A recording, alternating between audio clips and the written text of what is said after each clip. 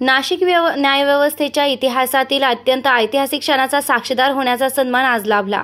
नाशिक जिल्हा व सत्र न्यायालयाच्या नवीन अत्याधुनिक इमारतीचे उद्घाटन तसेच न्यायालयाच्या 140 वर्षपूर्ती सोहळ्याचं आयोजन पोलीस परेड मैदान शरणपूर रोड येथे भव्यदिव्य पद्धतीने पार पडलं। या सोहळ्यात सर्वोच्च न्यायालयाचे सरन्यायाधीश भूषण गवई आणि मुंबई उच्च न्यायालयाचे मुख्य न्यायमूर्ती चंद्रशेखर यांची उपस्थिती होती। न्यायव्यवस्थेच्या सातत्यपूर्ण प्रगतीचं प्रतीक असलेल्या या नवीन इमारतीमुळे न्यायालयीन सेवा अधिक सुलभ, कार्यक्षम आणि आधुनिक तंत्रज्ञानाशी सुसंगत होईल असं मला पूर्ण विश्वास आहे। न्यायव्यवस्थेच्या इतिहासातील या महत्त्वपूर्ण क्षणाचा प्रत्यक्ष साक्षीदार होण्याची संधी मिळणं हे खरोखरच अभिमानास्पद आहे।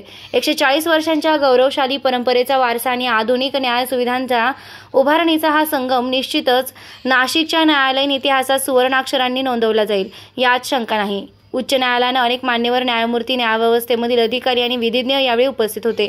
या अभूतपूर्व क्षणाचे भागीदार होण्यासाठी राज्याचे अन्न व औषध प्रशासन मंत्री नरहरी झिरवाळ, क्रीडा मंत्री माणिकराव कोकाटे, नाशिकचे विद्यमान खासदार राजाभाऊ वाजे, आमदार सीमाताई हिरे, आमदार हिरामण खोसकर, आमदार सरोजा हिरे यांसह लोकप्रतिनिधी, प्रशासकीय अधिकारी, वकील व नाशिककर नागरिक सहभागी झाले होते।